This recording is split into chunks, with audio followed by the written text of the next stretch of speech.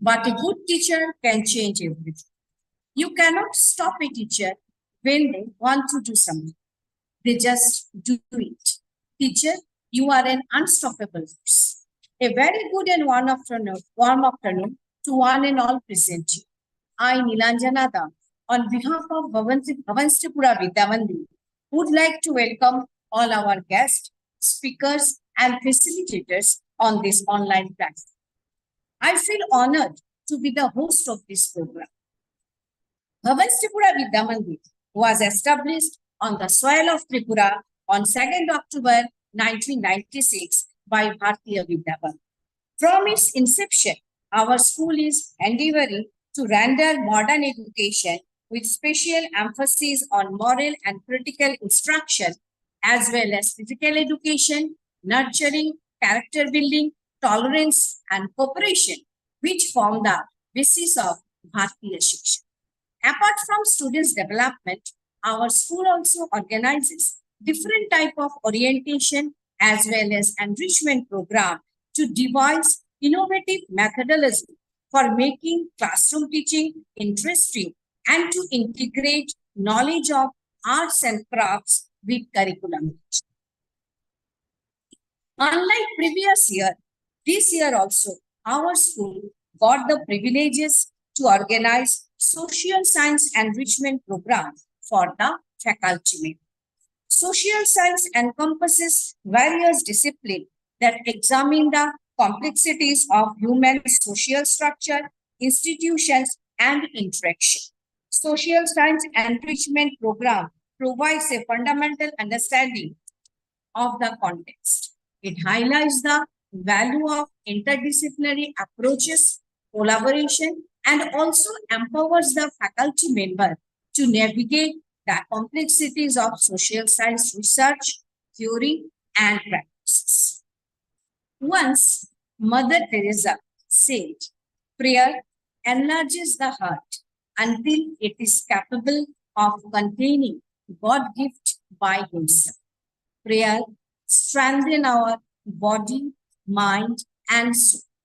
Let us start our program with the prayer.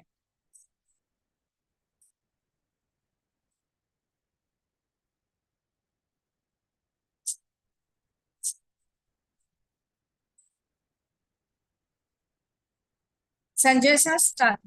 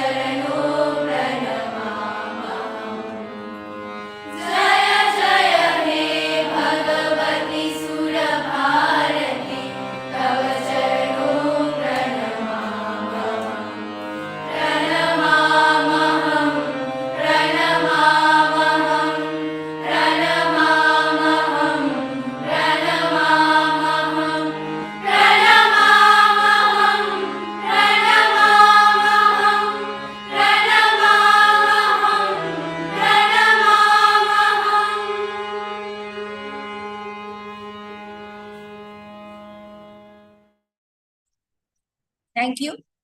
Now, Madam Shapna Shah, the principal of Bhavan Tripura Vidyamandir, and also an incredible and accomplished human being, will deliver her welcome speech. Good evening and namaskar to each and everyone present in this online platform. Actually, in this era, this is the only way that we get connected with each other. And if you will see the positive side, so this is a wonderful way through which we got connected with each other, isn't it? That we are sitting in Tripura and teachers from all over in different parts of the country, we are in the same platform. As our Nilanjana ma'am says, that faculty development program is really very essential. And last year also we have organized the social science faculty development program. Thank you so much to our education officer, sir, our Sharma sir, that who keeps faith on us and he gives this social science faculty development program to us. We try our level best with coordination with other schools to organize this program. So today's program also, I'm sure that it will be really helpful to all of us and especially the social science faculty. As you know that we deal with the 21st century skill students. We deal with the 21st century students, so we need to develop the 21st century skill. Otherwise, we can understand that there are so many other facilities and are there, and so many, children are preoccupied. So it is really difficult for us to teach them or bring them at least to the class so that we can, go with our goal, because they already know, they know much better than us in many of the field. So bringing back in the class, if you will not teach them something new, they will think that kya padha rahi hai, pata nahi, ye to hame pehle se hi pata hai. So we need to always find out and develop new strategies so that we will be much ahead of our children. Even if we are having 20 years or 25 years, you see, I'm having an experience of 28 years of teaching skill. But then also when I go to class, I always think that what new strategy should I adopt so that children will focus on me. Otherwise, the same thing, if I'm going to teach them climate or monsoon or anything of geography, if I'm going to teach them the same thing in the same way, they will not take any interest in it. So as our NEP at present is talking about to develop only the skill and go for more activity-oriented teaching. So this faculty development program will be really enhancing to all our social science teachers so that they can teach in a different way, in a very, variety, including variety of activities in the teaching learning process, and which will be really helpful to our children, as they also are not much interested to go for rote learning. If you will tell them to learn anything or ye ratta maro, isko seekh ke aa jao, so you'll find that they are not much interested in that. So we need to make them the complete system of education very light, very interesting, so that they will come up with their own interest to get information from the teacher. So as it is said that there was a time when we used to call us as a teacher, then we used to call us as a facilitator. But actually, apart from all these words, at present, what I say is that we are only the support system. We need to provide all kind of support to our children and make such kind of environment where they can make their own choices and feel free and feel a better environment to come and cooperate with us, and we will be able to complete the teaching learning process. The goal with which we enter the class, we will be able to accomplish our goal and make our children a better human being. So in this platform today, I'm very happy that all the teachers from different institutions have joined with your cooperation only. We will be able to make this 4 days of faculty development program a very successful one. And I'm extremely proud that today we are having our very own Dr. Rajat Dey sir, principal of B.Ed College Nashingar branch with us, who will also, they organize a lot of faculty development program. Actually, they create faculties. So he will be also enlightening us about the need and necessity of faculty development. So thank you very much to all of you for joining, and I'm sure that it will be a really enriching session. Thank you so much. Thank you, ma'am. Your inspirational words are like beautiful prints which will remain in our heart and minds forever. It is our great honor to invite our chief guest of today's program, Dr. Rajat Dey, Principal of Bhavan Tripura College of Teacher Education, Agartala, to share his thoughts with us. Please join me in welcoming Sir Rajat Dey on this online platform. Thank you, ma'am. Am I Welcome, audible? sir. Am I Yes, sir, audible? you are audible. Yes, sir, you are audible, sir. Respected Principal, Miss Swapna Sum, Miss Pompi Mojumdar, Headmistress, BTVM,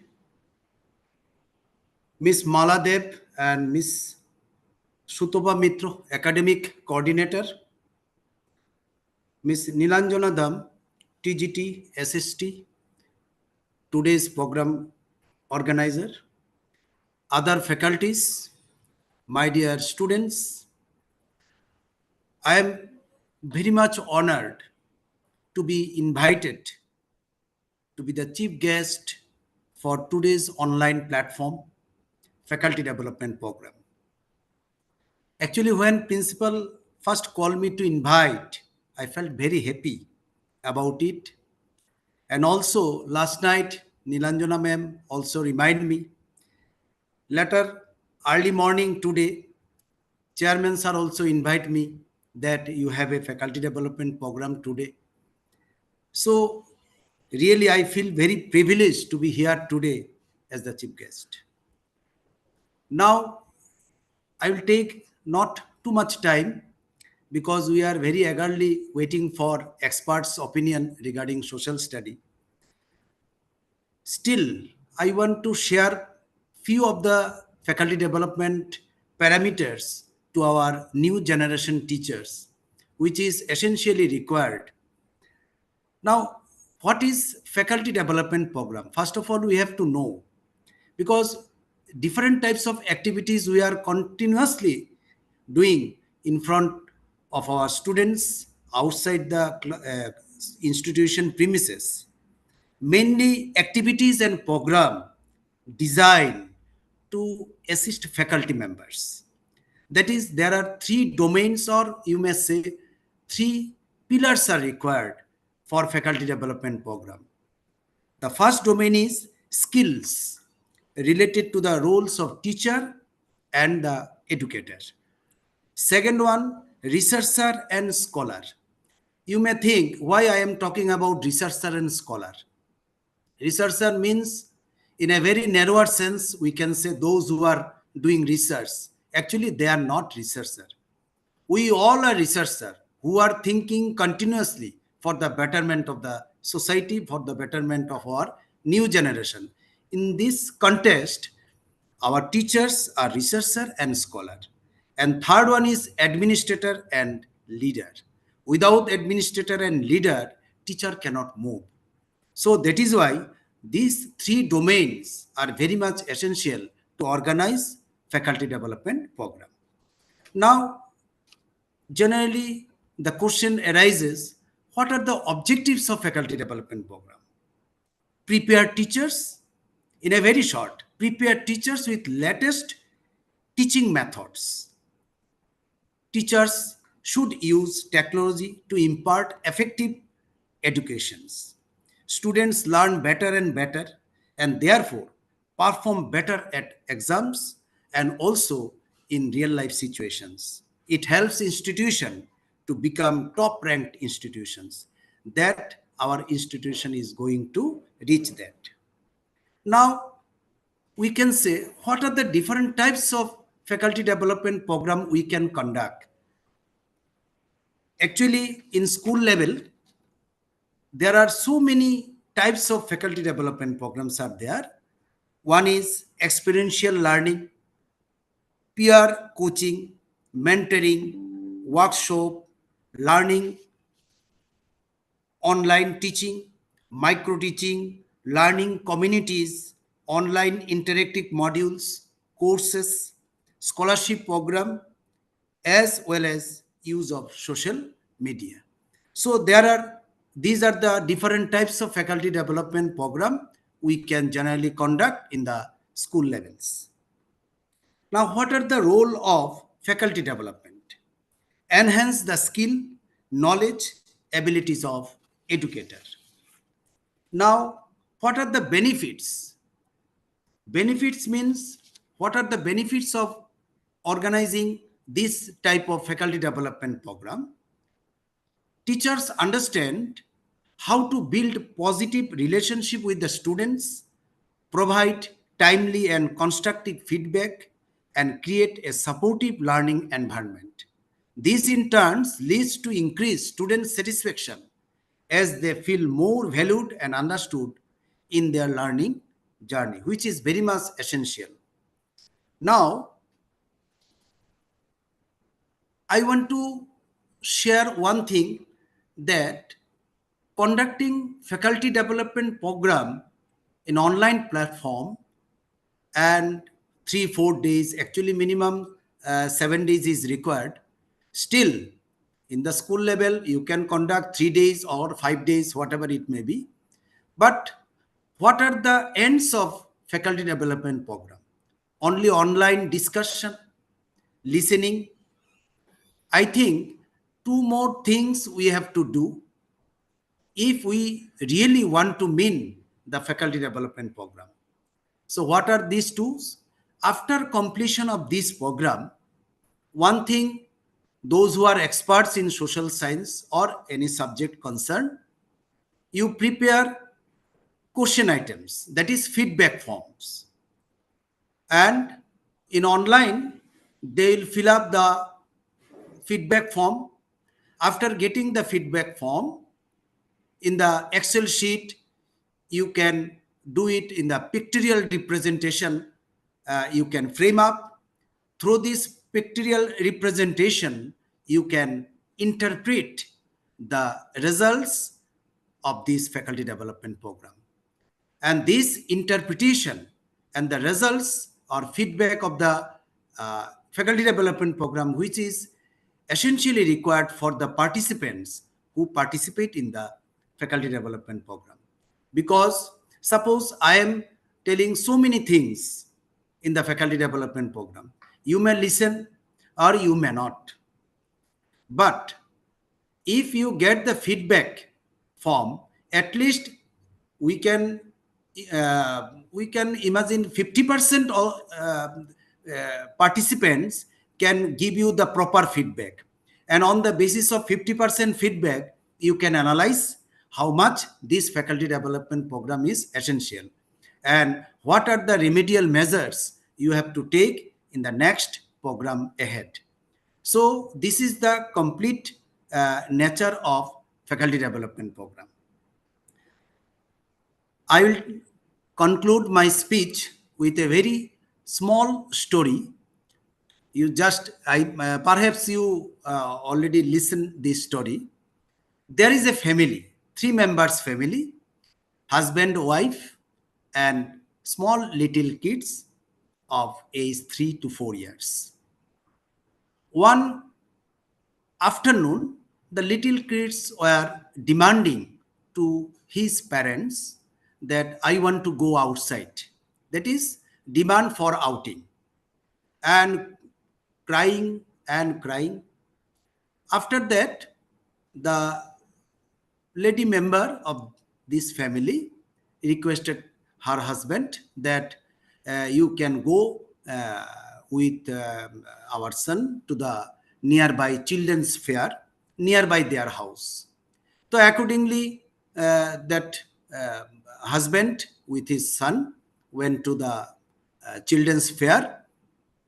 and the boy is very happy and he stops crying. So as soon as they enter into the fair, he starts once again crying. The father just shown him that you see that merry-go-round. Now you see so many balloons are there. You see the cinema is going on. So the items he is telling, he's still crying and loudly he is crying. But his father is thinking why he is crying.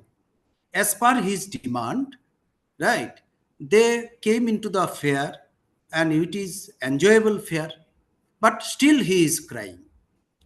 Now the question is just brainstorming question. Why child is crying though they are in the children's fair? Now from this story what we can learn that the fair is so clumsy that he cannot see the because height of that students is very low, he cannot observe anything. So that is why his father just pick up him and showing you see this and that and that. Now the boy is happy. So the message is that to the teachers that you have to come down to the level of the students and you have to understand his problem, his demand, and from that level you have to pick up him. So this is the principle of teaching. So all the best once again. I thank you all for giving me this opportunity to grace today's academic program as the chief guest. I wish and pray that this school will reach its topmost steps and keeps its flag flying up eternally. Thank you once again, all of you. Thank you. Thank you, sir, for your inspiring and insightful words. Your presence has really enriched our program.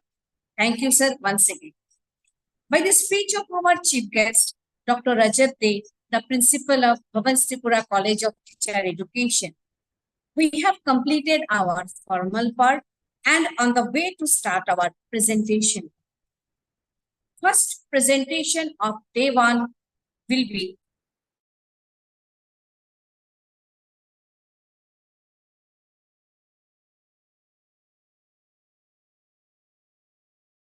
Madam Mare, Academic Coordinator of Bhavan Tripura Vidyamandir Agartala Kendra. Madam will be speaking on the topic strategies for developing core values and moralities in the Vidyalaya. Ma'am, please start your presentation.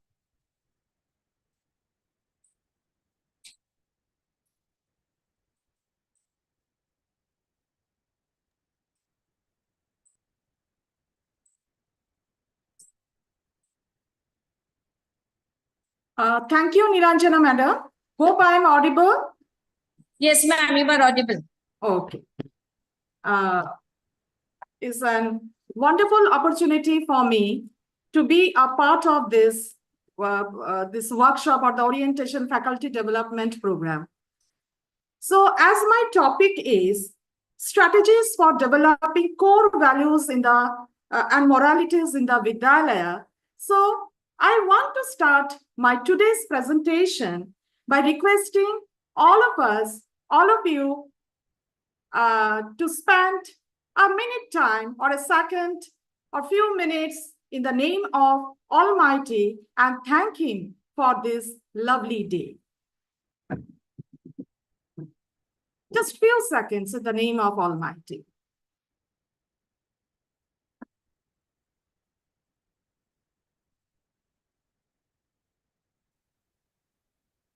Thank you all.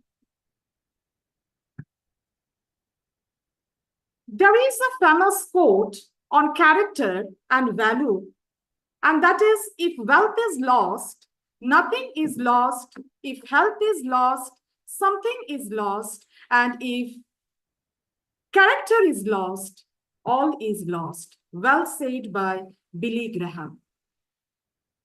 A glorious afternoon to one and all present here in this platform. I am thankful to Bhavan's Agartala Kendra for giving me this opportunity to share my thoughts on the topic strategies for developing core values and moralities in the Vidyalaya. So before I go deep into my topic, a bit of recapitulation regarding moral, values, and ethics.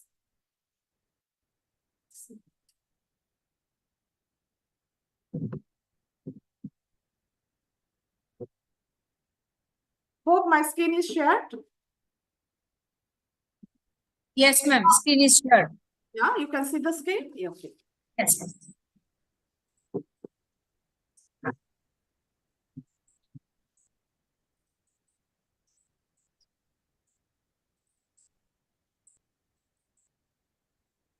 Just a second.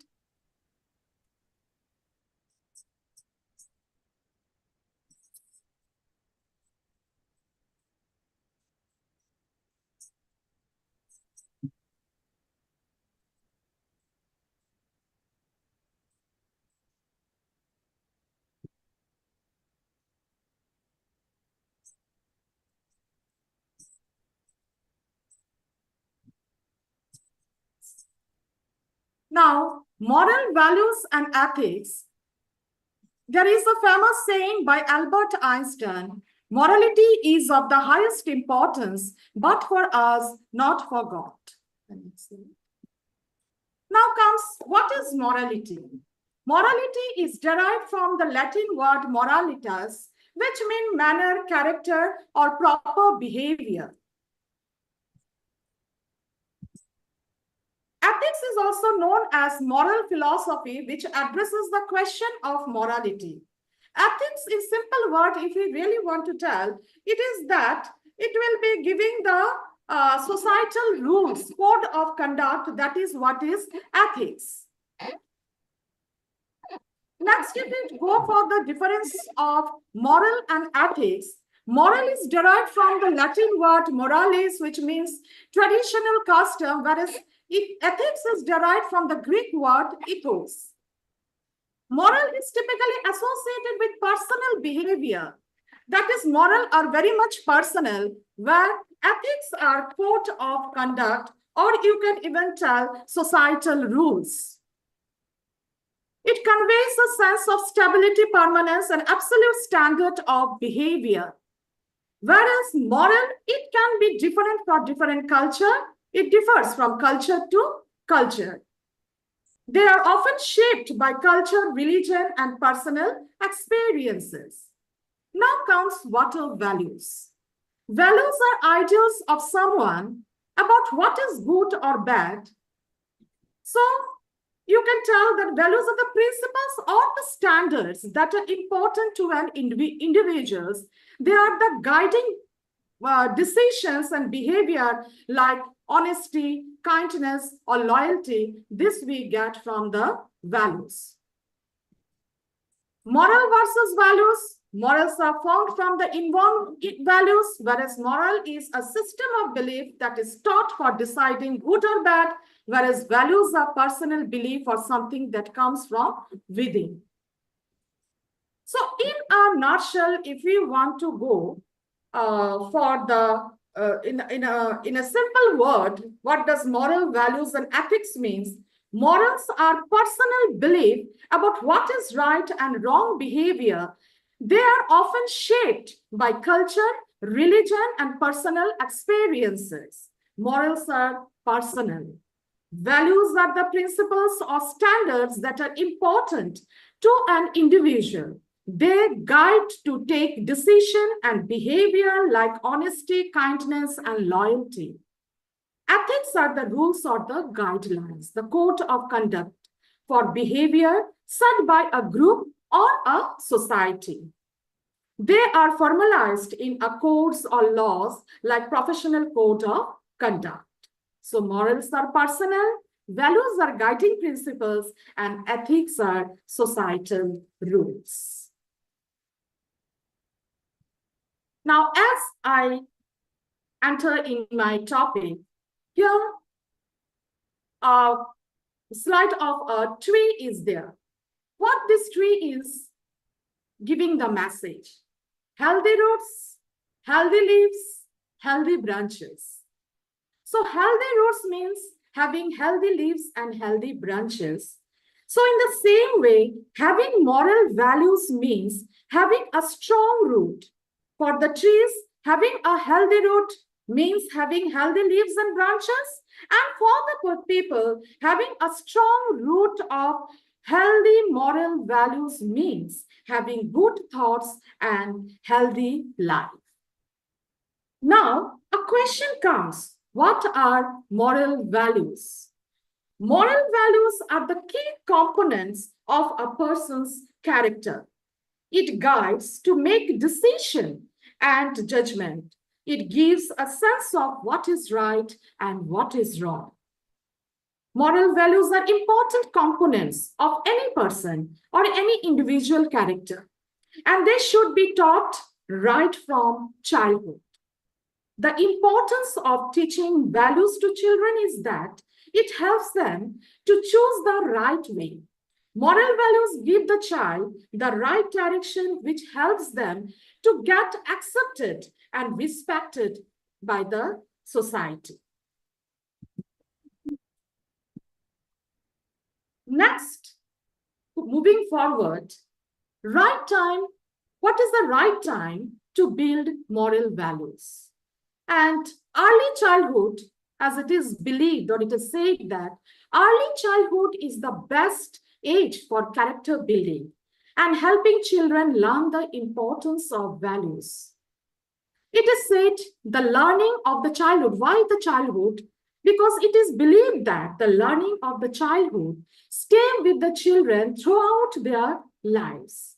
It helps them to follow it as they grow up. As a child, in a childhood, they learn it as slowly as the child is growing up. He carries it with him and get inherited to them and stay with them for the rest of their lives. Now comes a very important question. That is, what are the strategies that can be used to inculcate values in students? Several strategies can be applied or used to inculcate these moral values in the students. I have filtered and I have taken the three important approaches, that is teaching of values through suggestion, teaching of values through participation, and teaching of values through example.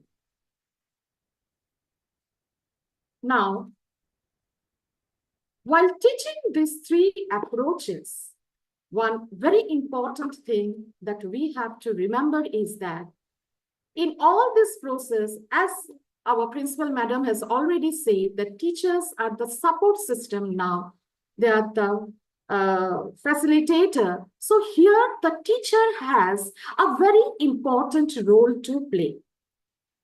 The great role to play by the teachers. Actually, teachers are the facilitator in developing students' morality. They should provide opportunities to the students to use moral reasoning skill independently. The students should have self-regulation so that they could monitor their own behavior and action. At the early age, a teacher can be their role model. At this age, children see their parents, teachers, and other close ones, the elder ones, and learn things from them. This is the nature of the children.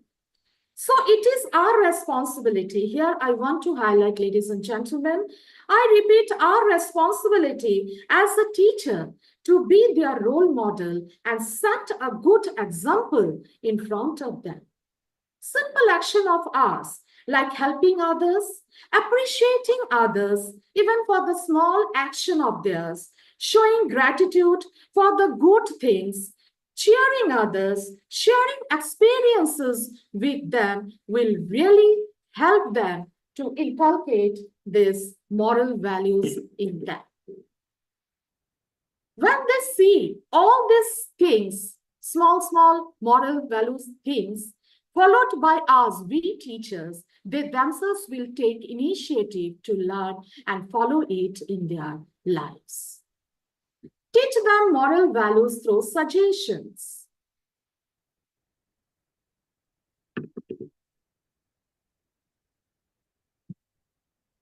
That is the simple way to teach them through suggestion. It is important to teach values through minute things which makes differences. For example, talking politely, controlling anger, having patience, etc. For doing this, we can take the help of YouTube videos and other resources to teach lessons and examples of moral values. To teacher as a role model. So there are several YouTube videos are there, then our resources are there, which the teachers can utilize. Even the teacher can create his own content and can teach the child the lessons and example of moral values. We have to remember to encourage them to practice all this regularly so that they get the habit of it. Even they forget or miss it sometime, it is our responsibility to remind them and help them. Share moral stories with valuable lessons. Here, examples are the best way to teach them these things easily. Share the examples, stories of good values followed by our Indian leaders like Mahatma Gandhi, Kulapati K.M. Munshi, Netaji Subhash Chandra Bose, Vivekananda, and also share at the same time, share the story of people who have done unethical things and their consequences, through which the children will get to know about the right and wrong. They will be able to make the judgment of right and wrong, good and bad. Give them scenarios to help build a good character. We can give them scenarios or situations like we do nowadays, case study as per their level. Childhood, small children, kids, primary level, as per their level, we can give them, provide them scenarios or case studies. And it can be real life situation also, and we can take probability or assumption. We have to ask them what is their, what they would have done in this particular situation. They will come up with their ideas, and here the teacher, the facilitator needs to correct them accordingly.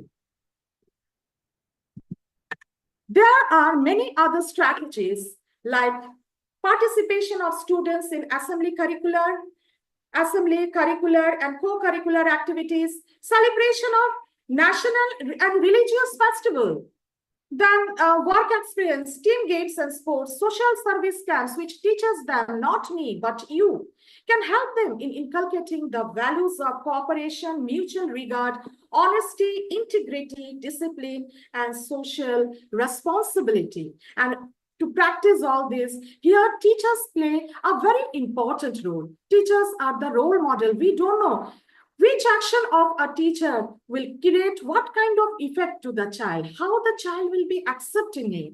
Here I will be showing you a small video.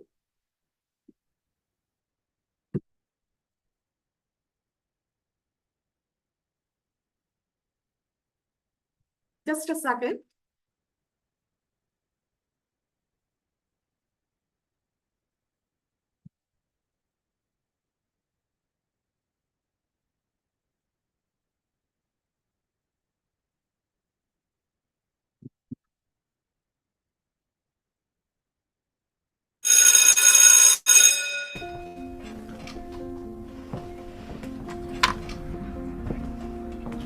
Today, boys and girls, we're going to take a few minutes and draw on the pieces of paper in front of you something or someone you are grateful for. Taking the time for gratitude is so important for our peace of mind and our happiness. And it's a great way to remind ourselves how lucky we are for what we have and who we have in our lives. Afterwards, we're going to share what we've drawn with the rest of the class. Let's begin.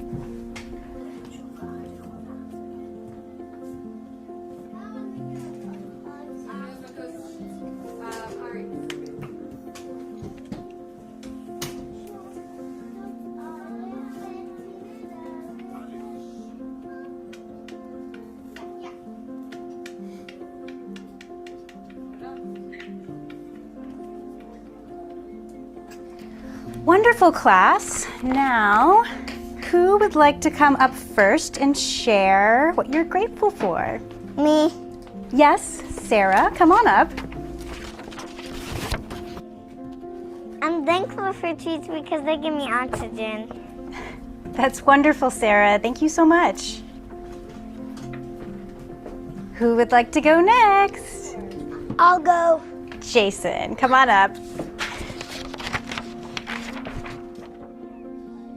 I do my parents because without them I wouldn't even be here.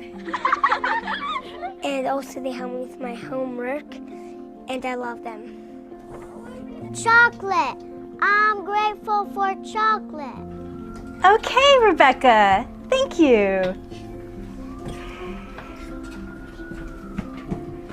Simon, why don't you come up and share with the class what you're grateful for? Come on up, Simon. I'll be right up here with you.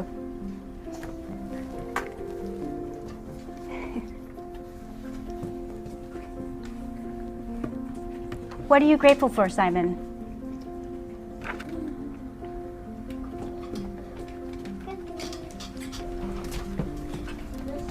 How would you like to play a game with your classmates to see who can guess whose hand you drew? Would you like that?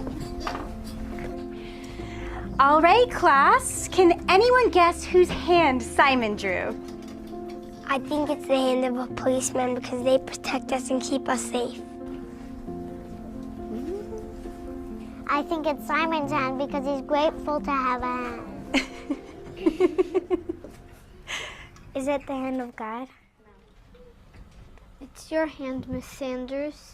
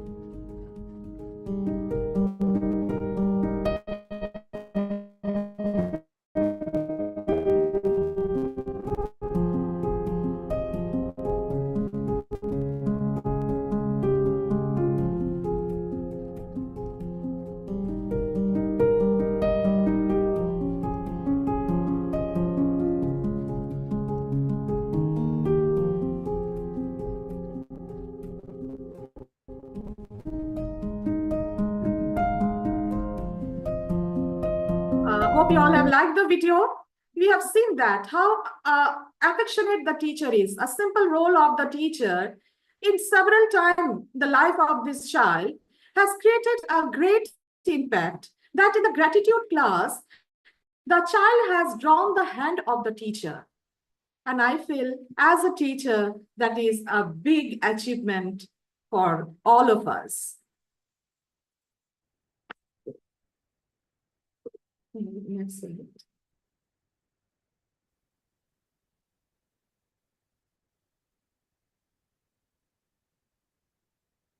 Next, all this time we were discussing about the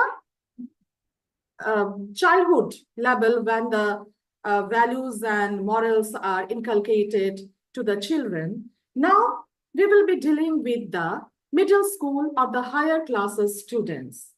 Here also there are many approaches. I have filtered and taken the 4 approaches for inculcating values in them. That is integrating values in the course of study, integrating values in extracurricular activities, build up value consciousness through narratives and teaching values by integrating it in the games. So incorporating values to the existing curriculum. No wonder values are very much important and need to be practiced and projected, focused.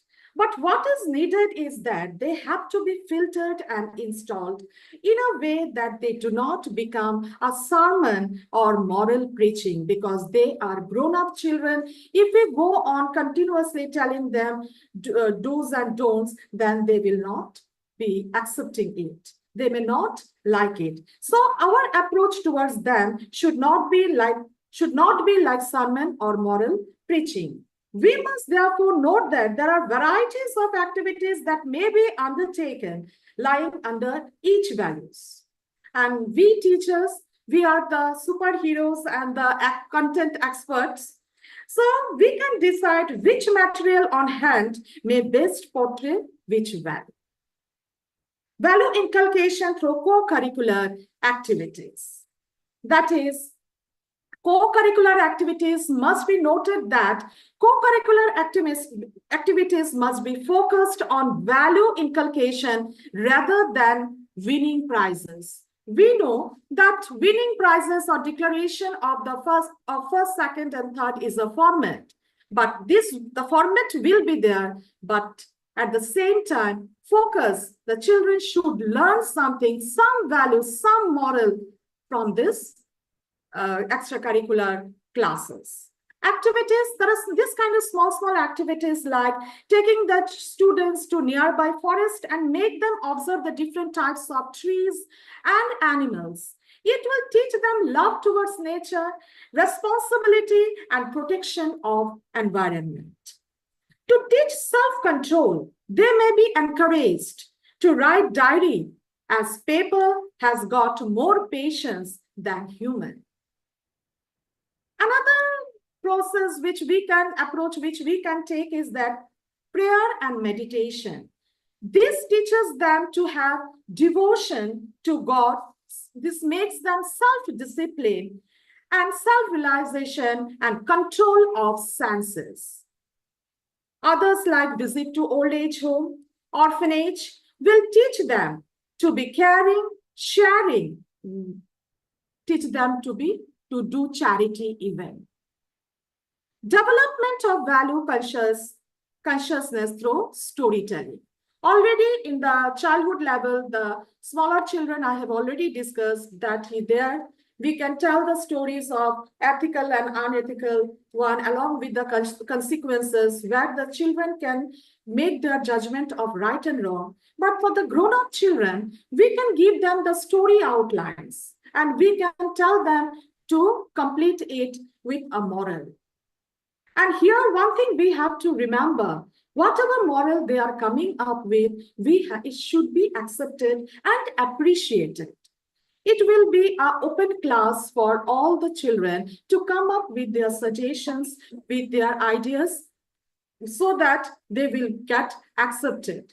There should not be any kind of criticism or any kind of degrading that this is not correct. No. They should have a very good environment in the classroom through which they can come up with their ideas. Inculcation of values, here we can do another thing through discussion of slogan. One is the story outline. We can even provide them the slogans. The small placard slogans can be written, or the teacher can even write the slogan on the blackboard, and they may be asked to go for class discussion. And it will be an open space for them. The children will be coming up with their own ideas, and they will get an open platform to share their thoughts. So this is one. And the next one is the inculcation of values through games. This is another important part which I feel from the various types of curricular activity, games is another approach for the inculcation of values. The main purpose or objectives here is that to help children focus on their attention on the values they cherish and also disclose the same to each other. Actually, what does games and sports teaches us? Apart from keeping our body fit, mind fresh, they teaches us team spirit, mutual respect, fairness, and balancing win and loss. So this is another way how we can inculcate values in the grown-up children.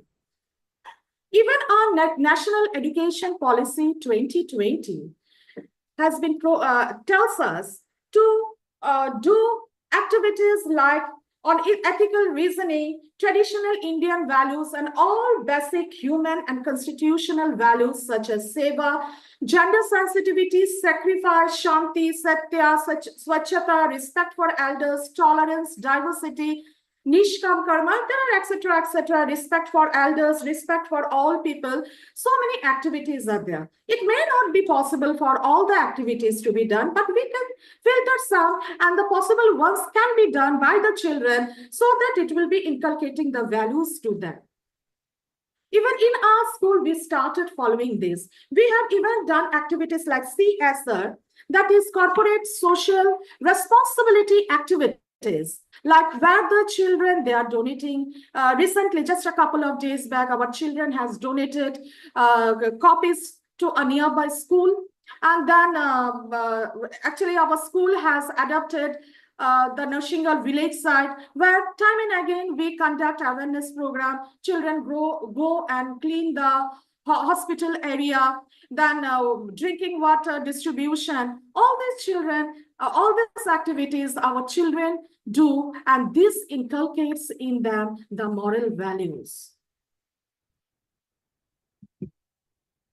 Now here is the school which you all can see. Now what does this school wants to tell us? Very simple. All these days we had the idea that school means only for academics, but gone are those days. Now school means all-round development of the child, physical, mental, social, and emotional development of the child. They help them to acquire knowledge and skills and learn the art of helping society and community. So here I'm going to show you another video. Just a minute.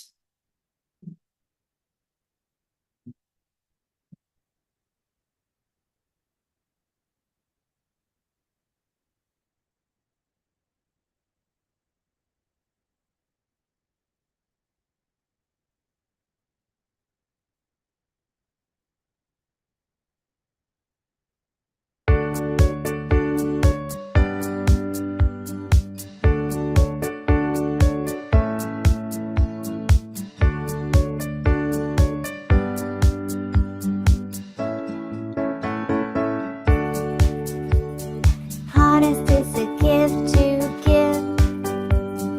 From the heart is how to live. Tell the truth, don't tell a lie. Stand up for what you know is right. Be sincere, it is a must. Honest means earning trust. To be honest means to be real. Say exactly what you feel. There is a way to share our thoughts. Speak the truth and do it alone. Speak the truth. Be sincere, it is a must. Honest means earning trust.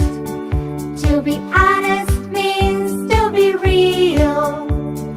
Say exactly what you feel.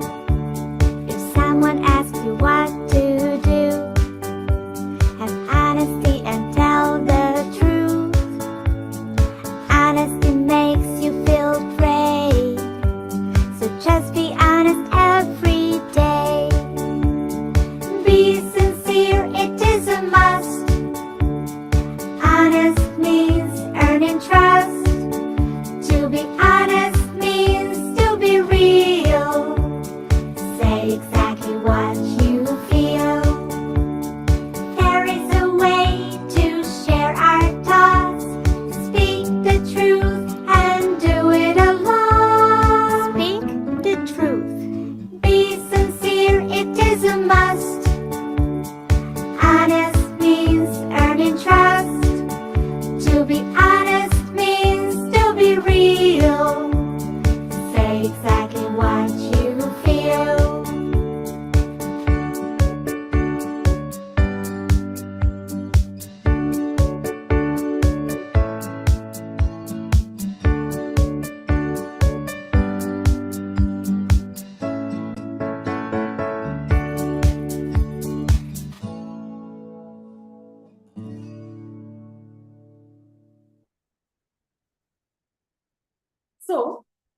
Hope all of you like the video. Now, all this time I was just discussing about the strategies in a general way, how to inculcate these strategies for inculcation of values and morality in the children. Now, as it is a faculty development program for social science teachers, they have also a unique opportunity to shape students' understand of morality, values, and ethics. Here are some of the strategies that we can follow. Like incorporate moral dilemmas and lessons, presenting students with moral dilemmas from where? Related to historical events, social issues, or everyday situation, encourages them to think critically and discuss and come up with their different perspective of that particular situation or historical event. And here they will come up and we are here to encourage them and to do the necessary correction wherever it is needed. Use of role-playing and simulation. These activities help students understand and empathize with other viewpoints, fostering ethical thinking and moral reasoning. Integrate ethical discussion in the curriculum. That is, I would regularly include discussions on ethical issues related to the subject matter. This can involve analyzing the behavior of historical figure, current event, or social issues. All the social issues can be raised up in the class and they can be given the chance for open discussion. Let them go for discussion and come up with their ideas, with the solutions. And let them be encouraged. Let them be cheered. Next we have is promote a respectful classroom environment. This I feel is very much important. Why respectful classroom environment? That this is for the students to come forward fearlessly. They will participate fearlessly. They will come up with their solutions, suggestions fearlessly. Fearless of being criticized. Fearless of being bullying. All these things will not be there. They will be the environment of the classroom will be very friendly so that the students will be getting the chance to discuss their issue, the issues that has been given to them for discussion. Encourage respectful dialogue and active listening, establishing a classroom culture where diverse opinions are valued, that their opinions will be valued, will be respected, will be accepted. Help students learn to appreciate and understand different ethical perspectives. Next is, moving forward, model ethical behavior. Teachers should model the values and ethics they wish to instill. Demonstrating integrity, fairness, and respect in the interaction with students and colleagues set a powerful example. Next we have is encourage service learning and community involvement. Engaging students in community service project on their values. Reinforce the importance of ethical behavior in the real world context. That is community involvement and the encouragement of service learning. Use literature and media. This is very, I will say this is very useful also. This is very easy also to get. Utilize books, films, and other media and explore moral and ethical issues. Discuss the character, decisions, and the consequences of their actions. Then only they will be able to make a proper judgment. To discuss the consequences of the result is very much important. Foster critical thinking. Teach students to analyze and evaluate information critically. This includes questioning sources, considering biases, and understanding the implication of their choices. create a safe space for open discussion. This is something very much connected with the respectful classroom environment. That is to create a safe space for open discussion. Open discussion must be held on any social issues and encourage the students to come up with their suggestions. This helps them develop their own thinking and ethical beliefs through reflection and discussion. Connect with parents and community. Involving parents and the community in discussion about values and ethics can reinforce the message of students receive at school and help create a consistent support system. Students getting the knowledge from the school, parents also, community also. And then there can be a chain of connection between all this, and that will be an interchange of ideas, and that will be a wonderful interchange of values and moralities. By integrating these strategies, social science teachers can help develop a strong ethical foundation and the ability to navigate complex moral values. Now, I am in the verge of completion of my today's presentation. Before I conclude, I feel one of the best ways to teach children moral values is by letting them experience them in action. Let them see us, we teachers, living out these values in our own lives so that they can learn from our own examples. We need to show them how to be compassionate towards them, to be honest, even though it is very hard, and always stand up for what is right. All the strategies that has been discussed today in this presentation are very much flexible by nature. Teachers can make their own strategies and follow it for the inculcation of moral values and for the development of the moral health of the children. Now, here I want to say one thing.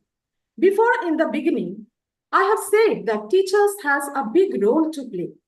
While the teachers has a big role, the two main reasons at present era is that parents have got lack of time, very less time they spend with the children, and in most of the houses, there are no grandparents. If we remember our time when we were children, we got these moral lessons, the stories of Ramayana, Mahabharata. Then the stories, bedtime means story time. Then dinner time is all of us sitting together and taking the dinner. Dinner time is story time. All these things are missing.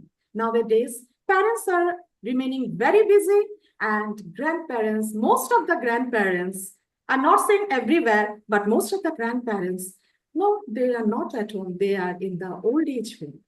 So in such a situation, critical situation, here comes the role of the teacher. So the teacher, that is why, my dear friends, I have said that teachers have a very great role to play for this value inculcation, because the few of the moral things like charity, benevolence, love, is lost somewhere. So now the touching the feet of the elders for the blessings are missing. So here, who will play the role? Someone has to come forward, and it is we teachers that has to take the flag. We have to inculcate this in the school to our children. So before I conclude, I want to show you a last video. I'm a big fan of Gopal Das, the motivational speaker, the great monk. So I want to share one video before I conclude.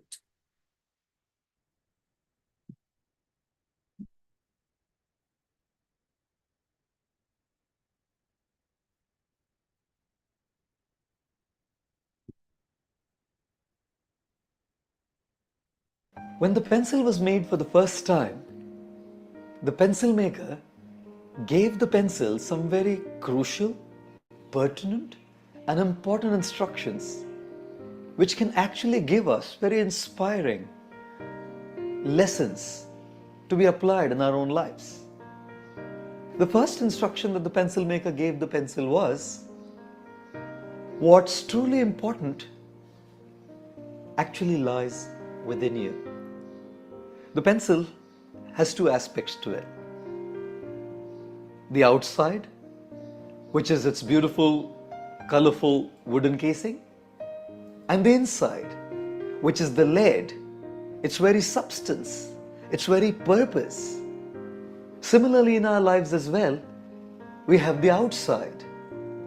The outside is about our personality, our looks, our presence. I always say, no one looks as good as their Facebook profile picture, and no one looks as ugly as their driving license picture. The outside is about personality. The inside is about being a genuine, sincere person.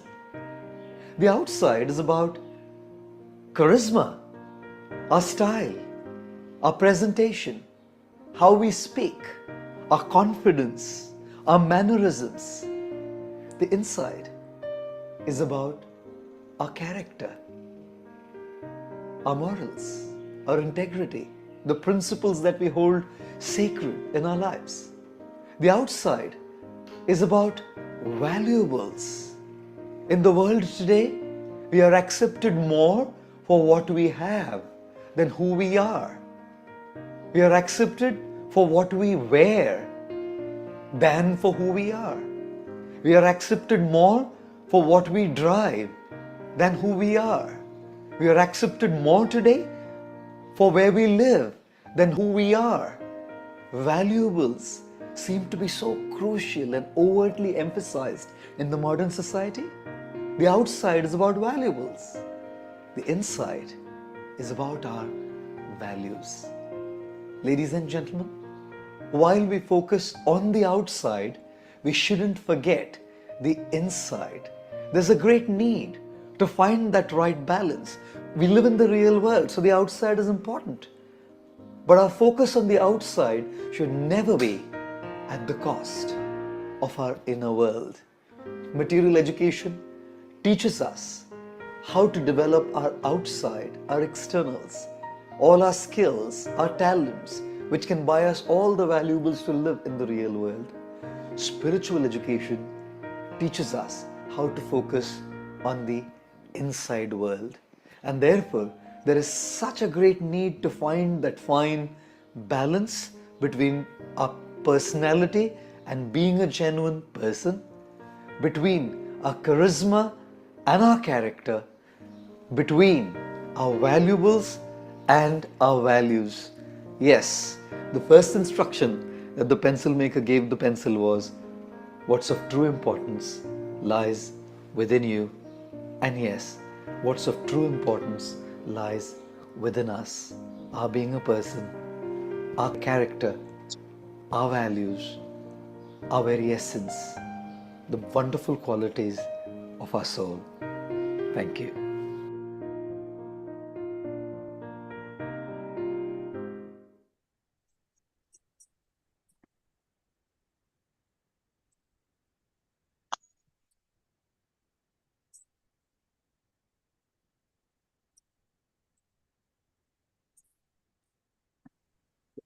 My dear friends, hope I could justify the topic given to me. A great thanks to Dr. A.K. Sharma Sir, Education Officer, Bharatiya Vidyamandir, Northeast and Eastern Region. Sir always encourages this kind of program. He is the man behind such innovative ideas and always conducts such kind of program. A great thanks to our Principal Madam for keeping trust in me. And thank you everyone for joining this program. Thank you and namaskar. Thank you, ma'am. Through your presentation, you have discussed how to inculcate moral values and ethics among the children. Core values are the fundamental beliefs and principles that guide an individual's or organization's behavior, decision-making, and action. Your presentation style was engaging and confident. You held our attention throughout the presentation. Thank you, ma'am, once again. Now, I will request Madam Arijita Dhar, who will sum up the session of Madam Mala Dev. Madam Arijita Dhar.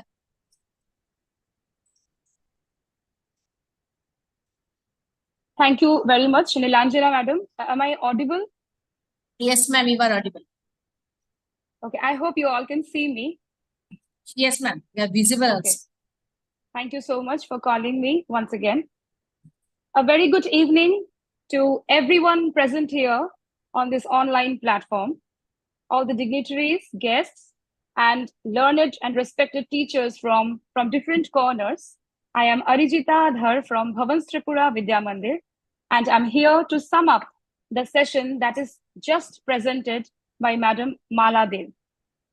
On the very onset, I would like to acknowledge this 4-day faculty development program, especially in today's ever-evolving higher education landscape.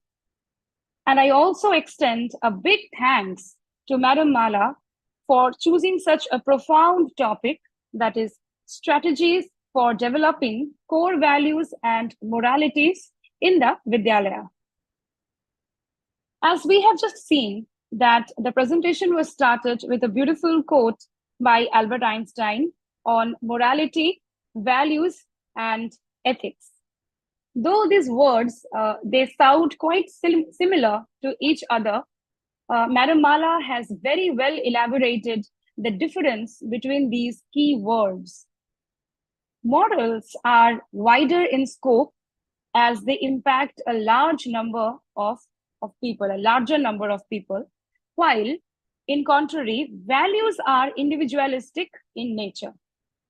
While morals may feel like they are usually imposed from the outside, values are inherent and quite personal in character. Now, what is the role of a social science teacher here? Well, social science helps us understand the intermediate between the two, naming it moral values. It consists of all information in social standards, religious beliefs, and cultural distinctions, as it is very well explained by Madam Mala. She also discussed about ethics as branch of social science, dealing with concepts like the concepts of right or wrong, good or bad, fair, unfair, etc. Now the question is, why do we need social science? Well, the presentation answers to this as well, saying it strengthens the moral foundation to build better societies and also instills loyalty, care, fairness, respect, etc. But what is the correct time to build moral values, and what are the strategies to instill them? Well, the answer is early childhood. That is also beautifully explained by our speaker, madam, along with 3 very, very important approaches. That is building of moral values through suggestions, through participation, and examples. Seeing the present era and the present kind of students and learners, we can start applying this strategy in reverse. Like we can start setting the examples first. Like we can cite example from real life, from the surrounding or family, which students can very, very easily connect to. Then we can make them participate in those or maintain or follow those moralities. So here comes the participation. And finally, I think they will automatically get the suggestions that we want to instill in them. The discussion further moved about social science teacher being a role model whose behavior or way of life is emulated by others, and they want to be at the same level to that very person. Inculcating values, taking the root of social science as taught in National Education Policy 2020 is also touched in the presentation, showcasing subtopics like non-violence, swachhata, seva, sacrifice, etc. Speaker Madam has very well comprehended the overall development of learners and importance of social science in giving better understanding of how to create more inclusive and effective societal institutions. She talked about the schooling system that is nowadays, it's all about overall development. She also talked about that. She has shown a beautiful video on gratitude, how to be grateful for anything and everything that you feel for. She showed that also. Finally, the presentation is concluded showing the relevance of core values and moralities with social science. Well, this becomes more significant by inculcating ethics in social science, by making respectful and communicative classroom environment, using literature and media, connecting parents, creating safe environment for open discussion, and incorporating ethical discussion on the curriculum, etc. We have seen a very beautiful video on honesty as well. At the end, I want to say, value education is an explicit attempt to teach about values or valuing. Individual morality provides the basis of decisions and judgments by the individuals. It also provides honesty, loyalty, good faith, quality of being responsible. In relation to this, social science is the study of people as individuals, as communities, as societies, their behaviors and interactions with each other, and with their built technological and natural environments, which is and will be very, very much akin to the then and the coming era. Once again, I would like to thank Madam Mala for selecting such a wonderful topic and giving me the opportunity to sum this up. Thank you so much, Bhavan Tripura Vidyamandir, for having me here. I am Arijita Dhar. Namaskar. Thank you, ma'am. You did a great job of summarizing ideas into a clear and concise presentation. Our next speaker of Day-1 program is Madam Shutopa Mitra, Academic Coordinator of Primary Wing, Bhavan Tripura Vidyamandir, Agartala, Kent. Madam, few days back, Madam has joined in a letter writing competition organized by Department of Post, Ministry of Communication, Government of India, where Madam has received a cash prize of rupees 25,000. Thank you, ma'am, and welcome you on our online platform. And Madam is going to speak on the topic qualities and competencies of social science teaching. Welcome you, ma'am. Madam, our next speaker is Madam Shutopa Mitra. I'm audible, ma'am. Yes, ma'am, you are audible as well as visible. Namaskar to everybody. Good evening, Dr. A.K. Sharma, sir, Education Officer, Bharati Vidya Bhavan. Today's chief guest, Dr. Rajat, Principal, Bhavan's College of Teachers Education, Agartala. Mrs. Shopna Shum, Principal, Bhavan's Tripura Vidyamandir, Agartala. Mrs. Pompi Mujumdar, Headmistress of Bhavan's Tripura Vidyamandir, Primary Wing. And Mrs. Mala Dev, Academic Coordinator. All the dignitaries, also I am giving my namaskar, and I am very much glad and thankful to my principal ma'am, Mrs. Shopna Shum, to trust on me and give me the opportunity to share my views on the topic qualities and competencies of social science teacher. Now, let's focus on social science. It is a generic term covering the scientific study of man. It is a discipline or branch of science that deals with the socio-cultural aspect of human behavior.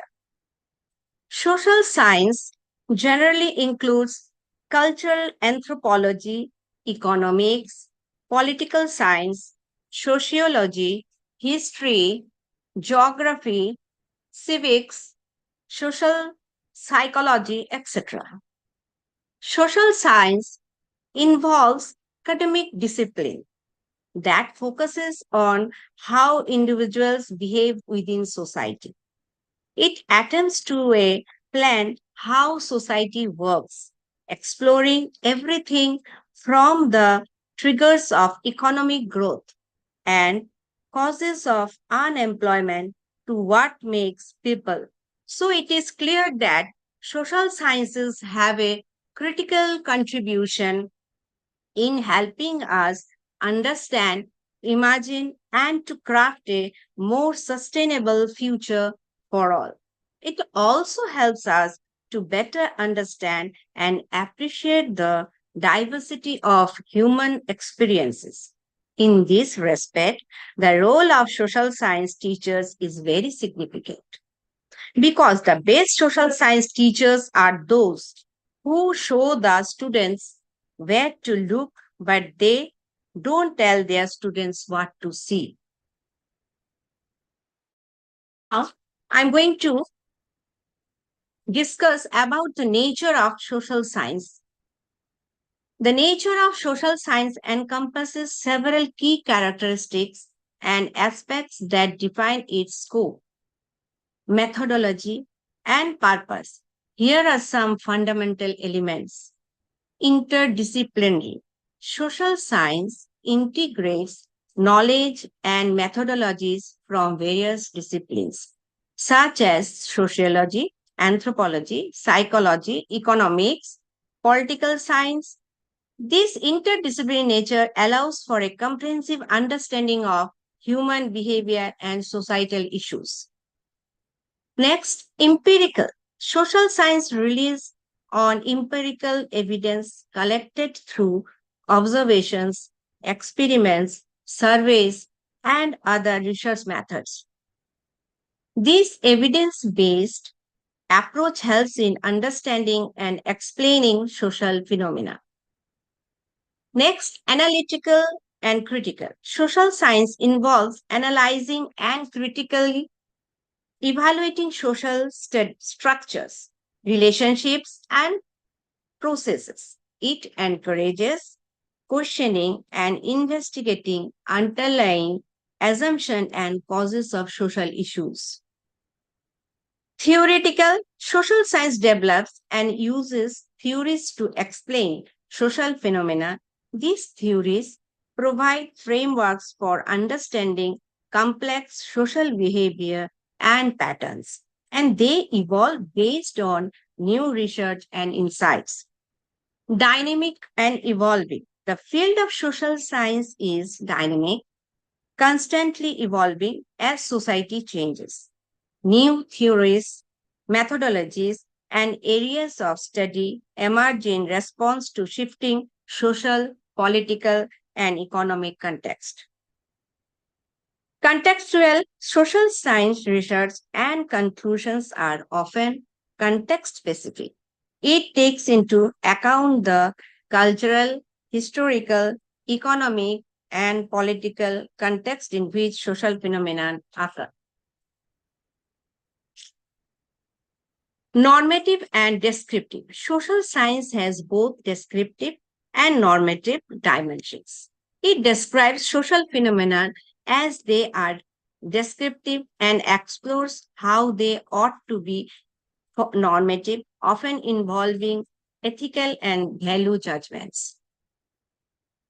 Qualitative and quantitative. Social science employs both qualitative and quantitative research methods. Qualitative methods such as interviews and provide in-depth understanding of social phenomena, while quantitative methods like surveys and statistical analysis often measurable and generalizable data.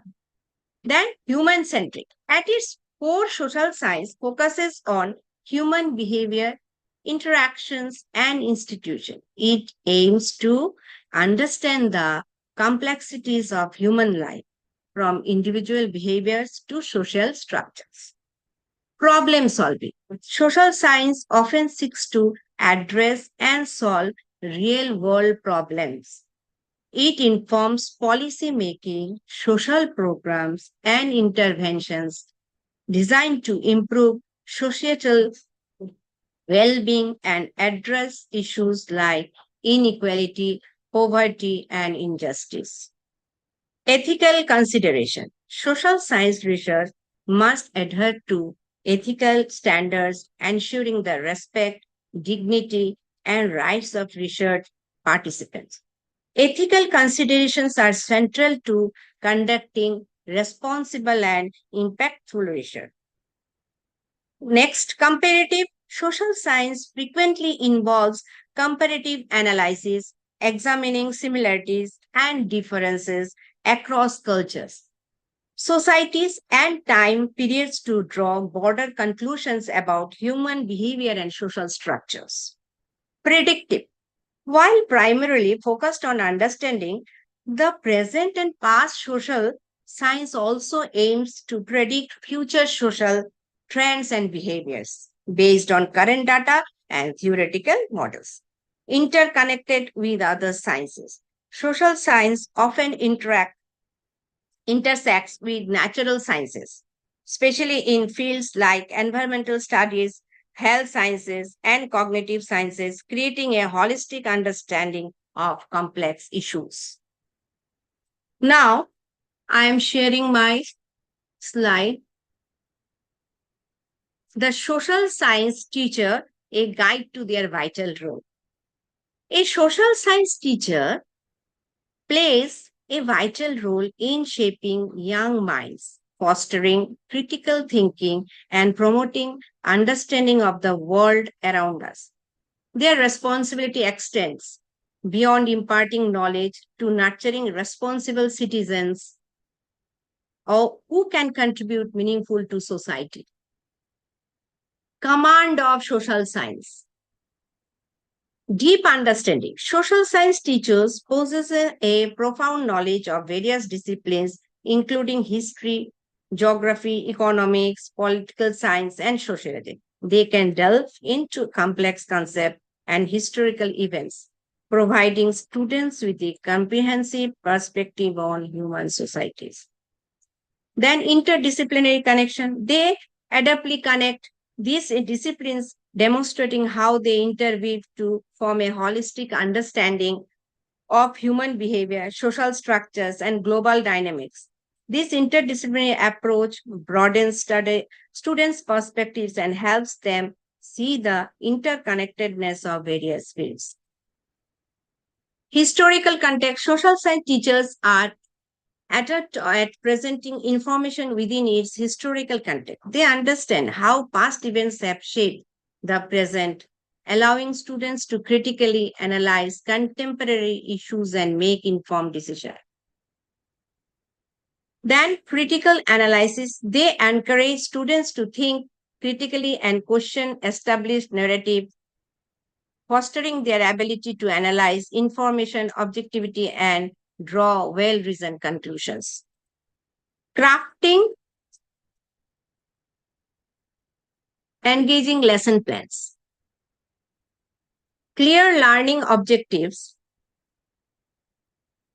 Effective social science teachers meticulously craft lesson plans that align with clearly defined learning objectives. These objectives provide a roadmap for students, learning, ensuring that they grasp the key concepts and skills covered in each lesson.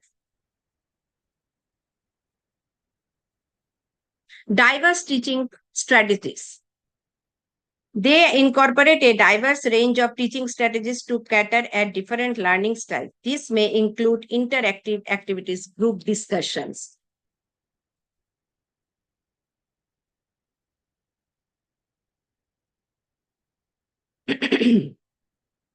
Real-world applications.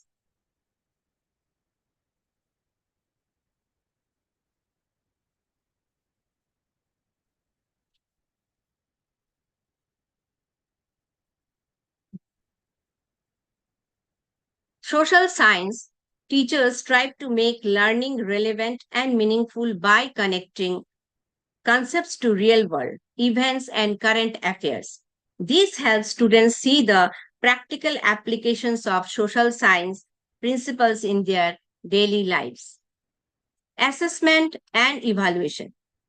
They thoughtfully design assessment that measure students' understanding and progress, providing feedback and opportunities for improvement.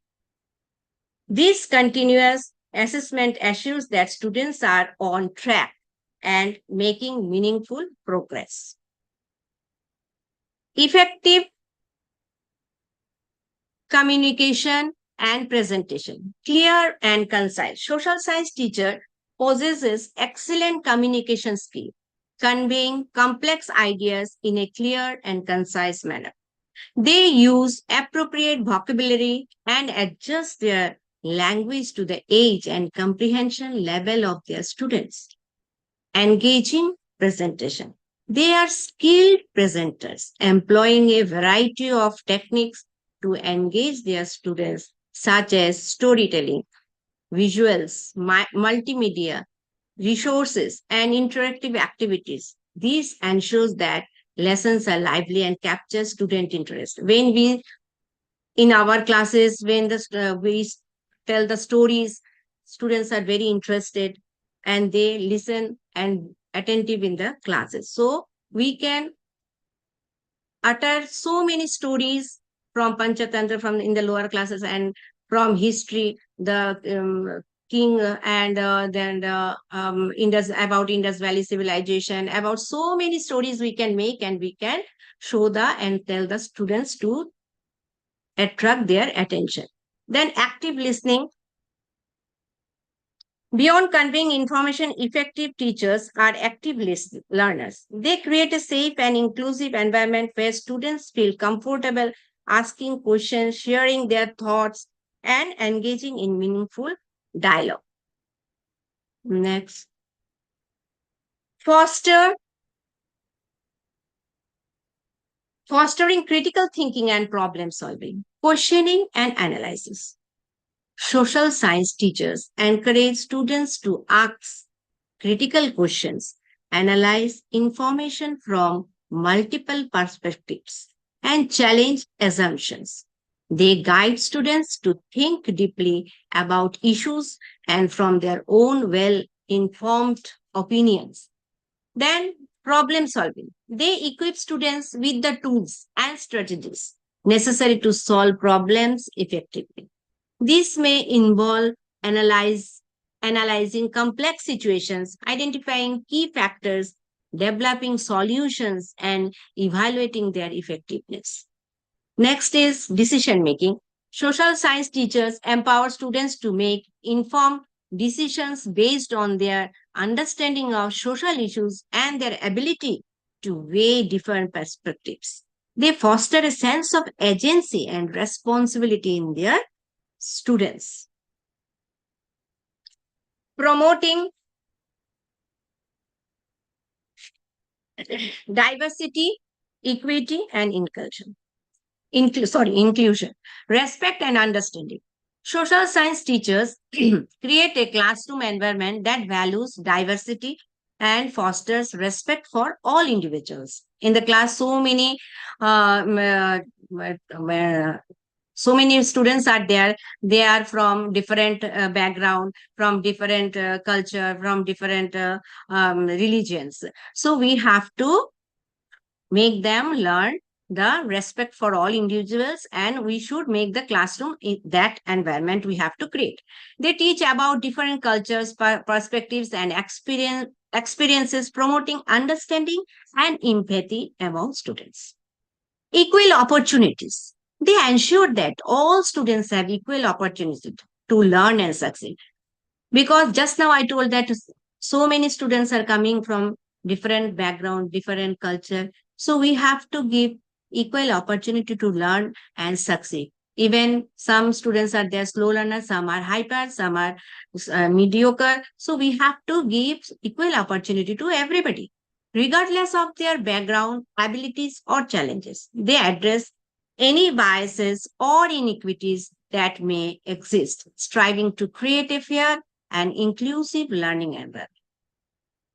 Social justice. Social science teachers integrate social justice issues into their curriculum, empowering students to become agents of positive change in their communities and the world. They encourage critical thinking about social inequalities and inspire students to work towards a more just and equitable society. incorporating technology in the classroom. That is going on. Nowadays, we have to follow this technology because we have to follow and we have to carry this technology. Otherwise, we will not be the update teacher, update student. So, incorporating technology in the classroom, digital literacy, social science teachers use technology to enhance student learning and engagement. They incorporate digital resources, interactive tools, and online platforms to bring lesson to life and provide students with access to a wealth of information. Collaboration and communication. Technology facilitates collaboration and communication and among the students, allowing them to work together on projects. We are giving so many projects in the classroom also, in the home also, suppose art integration project, and so many projects we are giving to the students. So we are guiding them also. So that time they are doing group discussion, in group they are doing. So everybody is sharing their ideas and engage in virtual discussions also. This fosters a more dynamic and interactive learning environment.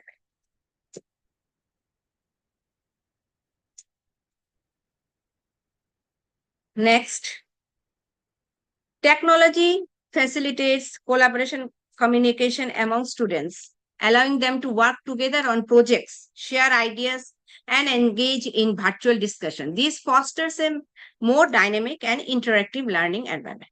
Now is providing timely feedback and assessment. Formative assessment, ongoing feedback and monitoring of student progress throughout the learning process.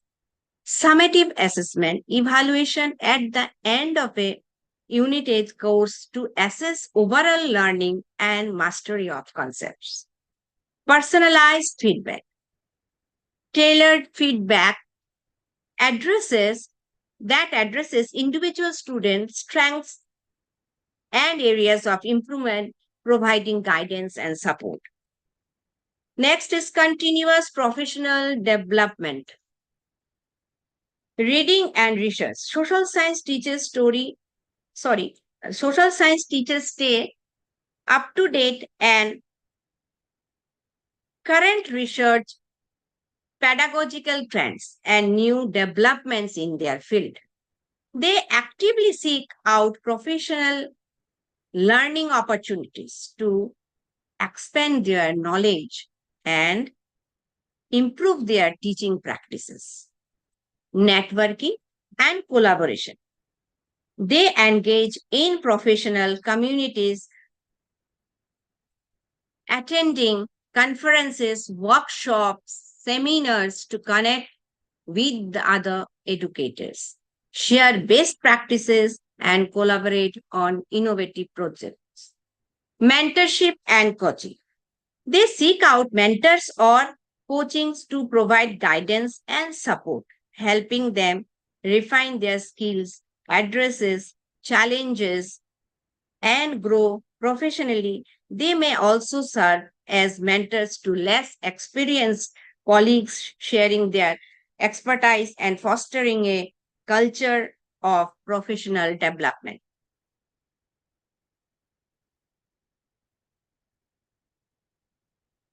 Passion for teaching and student success. At the heart of a successful SST teacher lies a deep passion for teaching and a genuine commitment to student success. They believe in the transformative power of education and strive to inspire and empower their students to become active and informed citizens of the world. Now, I am explaining some way to make social science interesting. How to make the social science interesting. Tell students to imagine a particular moment in history mentioned in their textbook. This can help them to have a clear idea of the topic. Suppose we can act out historical events. Suppose we can tell them to, first we will tell the story of Ramayana and Mahabharata, and then we can tell them to play and short ski, talk shows and plays are great way to engage students.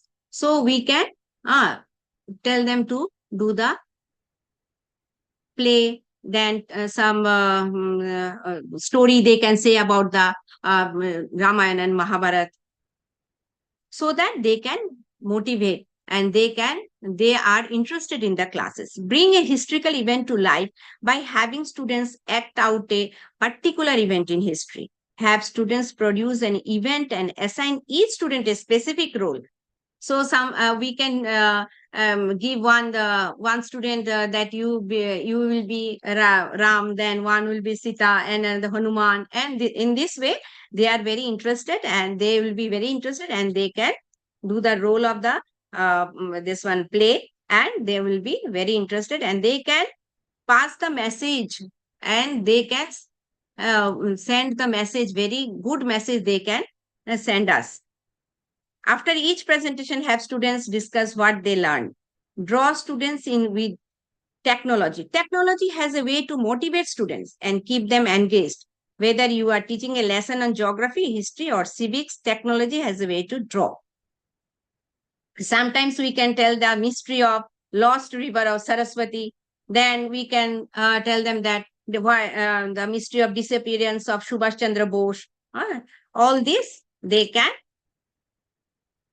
Make use of internet. Internet provides many websites about educational topics. Many have fun games, multimedia presentation, quizzes, etc. about educational topics. All this really make bookish topics more fun for the kids and help them to understand and retain topics much better. Try a controversial topic. An effective tool for encouraging critical thinking is to try a controversial topic. Provide students with a short background on any topic and let the debate begin. Write or say a statement that relates to the topic at hand and have each side plead their case. The parent serves as the mediator and possesses questions and statements throughout the debate.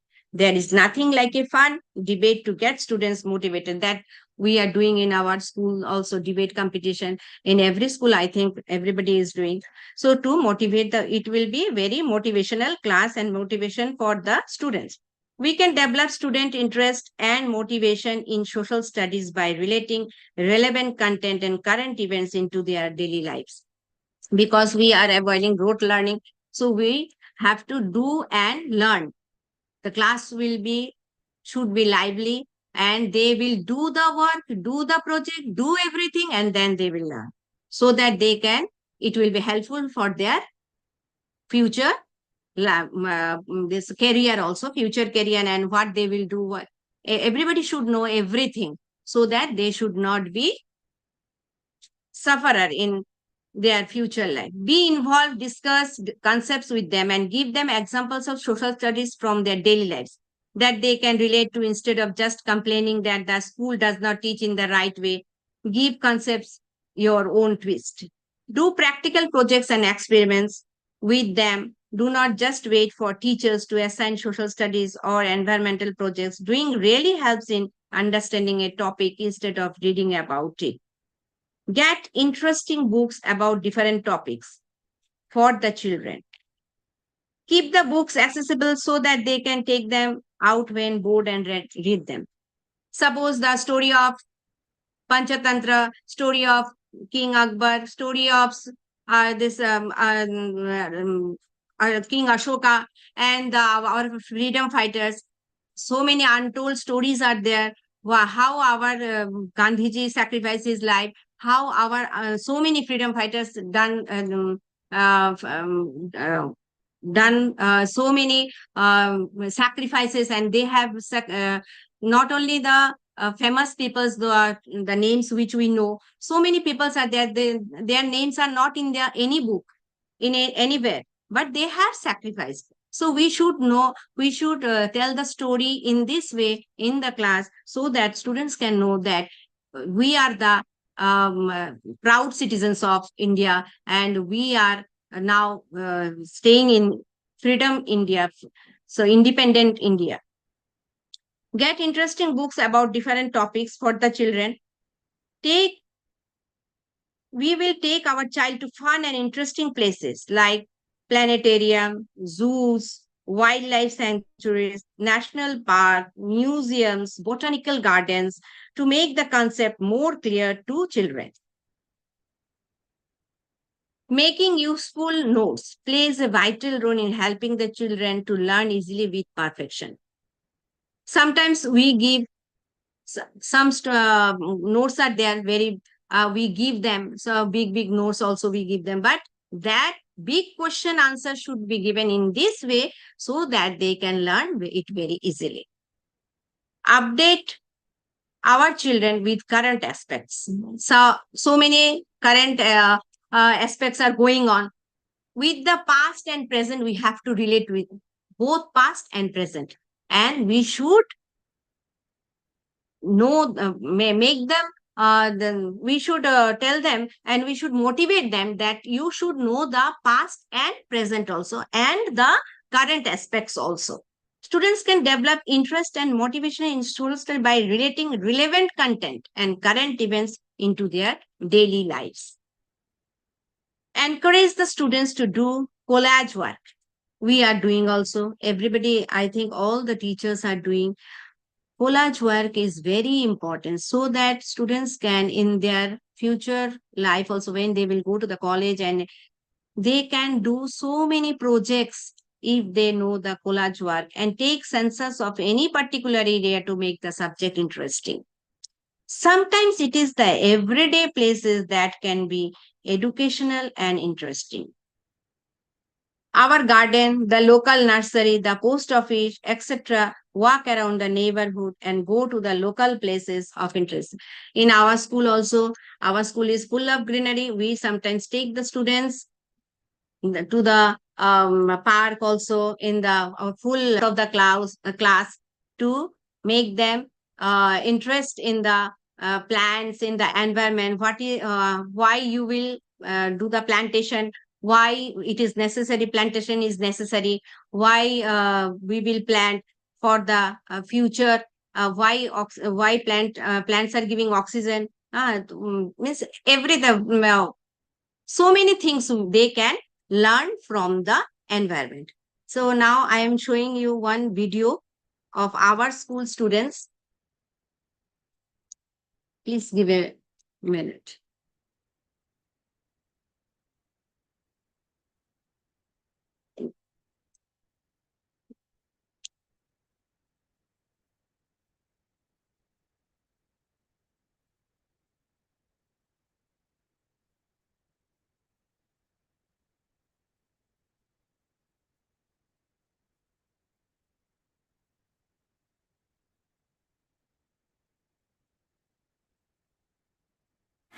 I am a green tree. Trees are green gold for humanity. We have a strong bond with nature, especially trees. We get water from plants. We also get flowers, vegetables, wood, cotton, paper, rubber, furniture, fruits, and medicine from plants.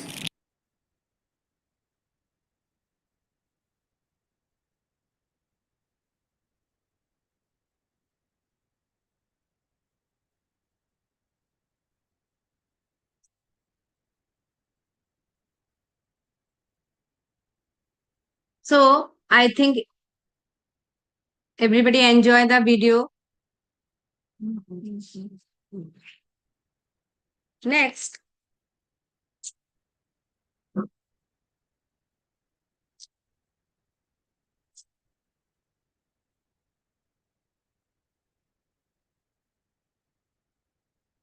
I want to share one another video that how we make our student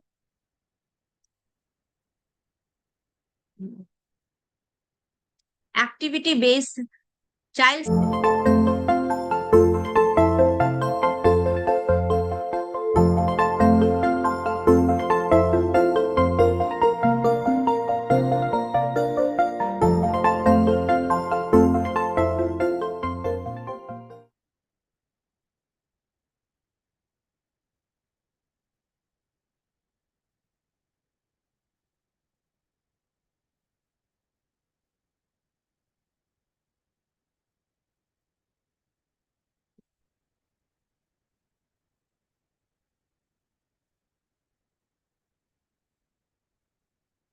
Now, the scope for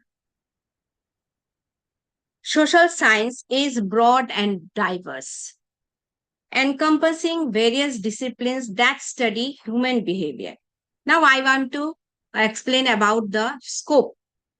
The scope for social science is broad and diverse, encompassing various disciplines that study human behavior, societies, and interactions.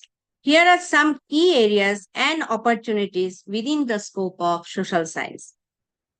Understanding human behavior. Social science explores individual and collective behaviors, motivation, attitudes, and interaction within societies. It examines how social, cultural, economic, and political factors shape human behavior and decision making. Social structures and institutions. Social science analyzes the structures, functions, and dynamics of societal institutions such as family, education, government, economy, and healthcare. It studies how these institutions influence individuals and communities. Then, cultural diversity and identity. Social science investigates cultural diversity, identities, values, norms, and practices across different societies and cultures. It examines how cultural factors shape social relationships, perceptions, and behaviors. Political systems and governance. Political science within social science studies political systems, governance structures, political behavior, ideologies, and processes. It explores issues related to democracy. They should know what is democracy. We are staying in democratic country. Author globalization and international relations. Economic systems and development. Economics examines economic systems. Suppose our students should know about economics, about the demand, about the supply, everything they should know from the very beginning of their age. So, what is the financial crisis? What is finance? What is everything from the very beginning they should know. Theories of production and distribution, market dynamics, resource allocation, and economic policies. It addresses issues such as poverty, inequality, economic growth, and sustainable development.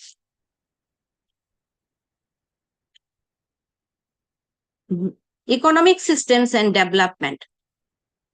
Economics examines economic systems, theories of production and distribution, market dynamics, resource allocation, and economic policies. It addresses issues such as poverty, inequality, economic growth, and sustainable development. Then historical analysis. History within social science studies past events, developments, and changes in societies over time.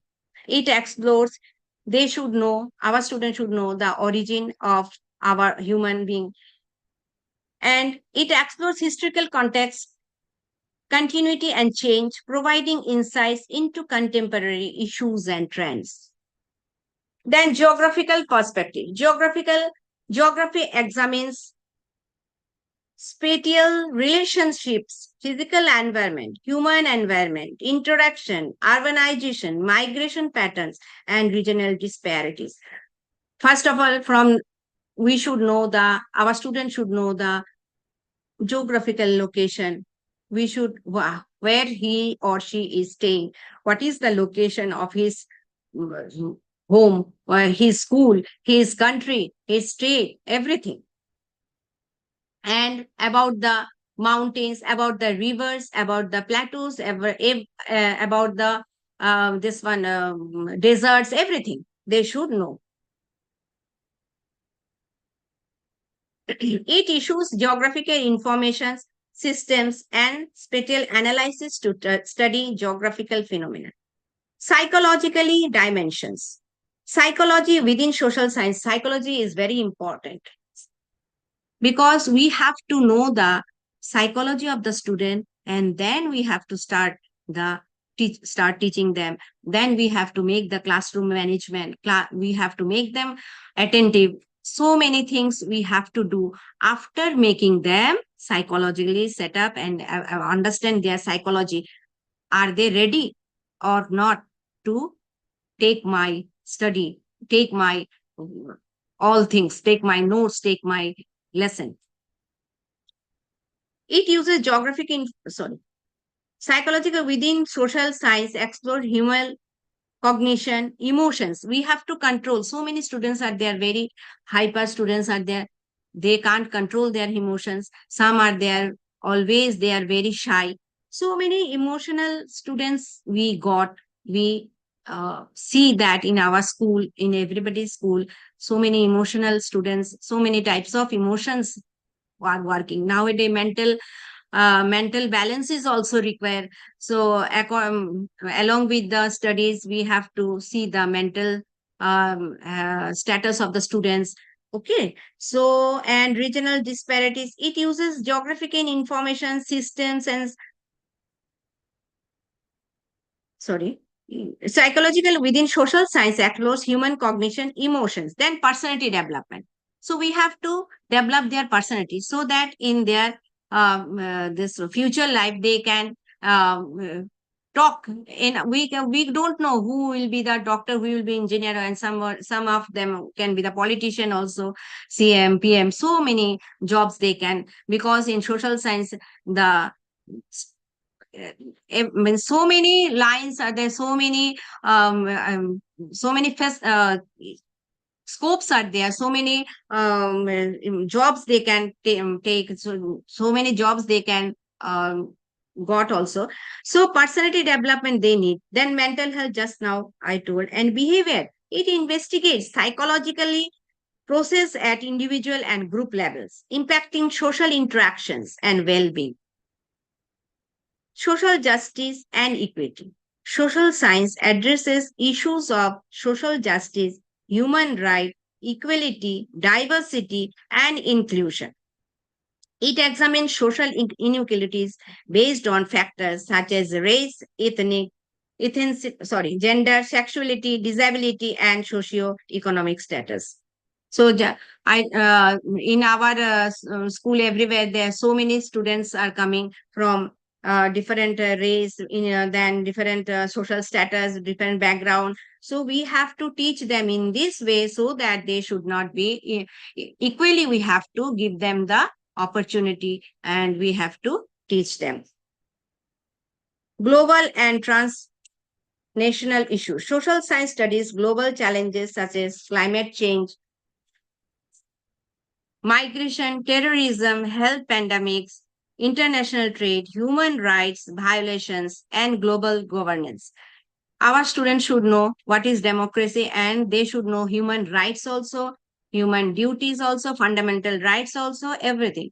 It explores interconnectedness and responses to these issues at local, national, and international levels. Education and socialization. Social science examines educational systems, learning processes, curriculum development, and the role of education in shaping attitudes, values, and skills. There, our Mala madam told about the values. So every student, everybody should know the values. So without values, no, if character is lost, everything will be lost. So values, everybody, we should impact values, good values to each and every student. Even our teachers should also have good values. It explored interconnectedness and responses to these issues at local, national, international levels. Education and socialization. Social science examines educational system, learning process, curriculum development, and the role of education in shaping attitudes, values, and skills. It explores socialization, identity formation, and lifelong learning. So, along with the studies, we should have to give them good values, good human being we have to make. We are with the human being, we are not with the machines. We have to look after them, we have to make them with the good mental status, with the studies, with the career, with the values, with everything. Applied social research. Social science involves applied research methods to address practical issues and inform policy making, program development, and community interventions. It uses qualitative and quantitative research methods to study social phenomena and evaluate intervention. Next is interdisciplinary approaches. Social science integrates with other disciplines such as natural sciences, technology, engineering, arts, and humanities to address complex social challenges and promote interdisciplinary collaboration. Some students are there, they don't want to study social science. Always everybody is after science and maths. So, but in social science, there are vast and big scopes are there. So we should motivate them that you have to, you can study social science. In summary, the scope for social science is expansive and dynamic, offering opportunities to study, understand, and address diverse aspects of human societies, behaviors, and interactions. It provides valuable insights and perspectives that contribute to inform decision making, policy development, social progress, and global well-being. Now I am at the end of the qualities and competencies of the student and teachers. Everything just now I have explained, and now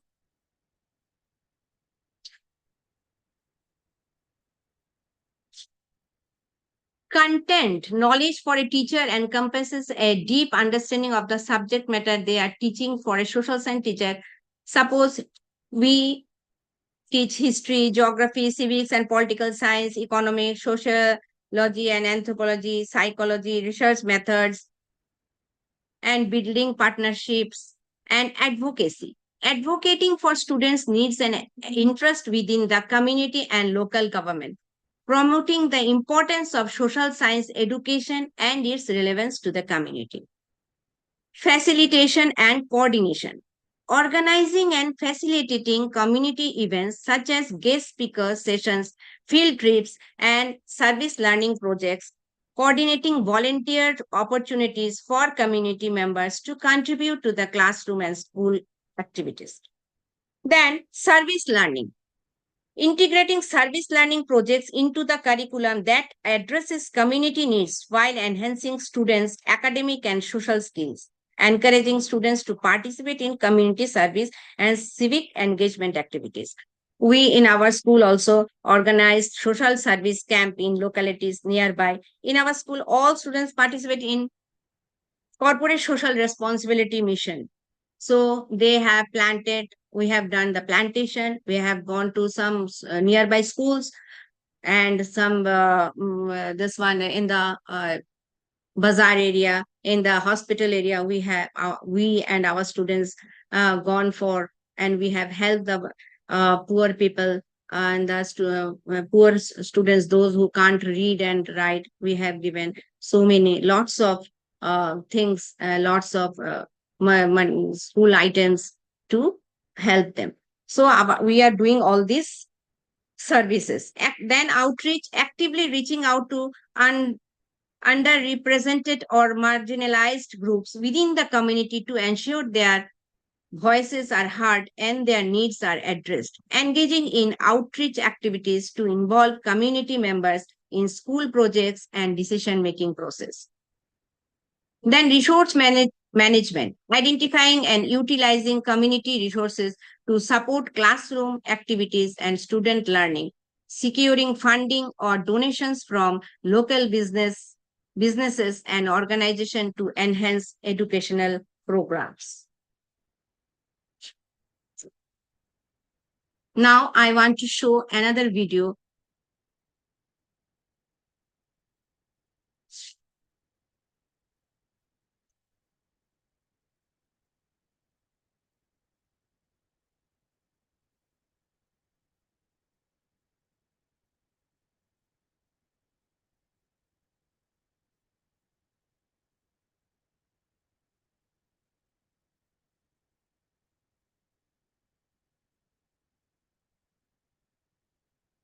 Sorry, some technical issues. I can't show the video.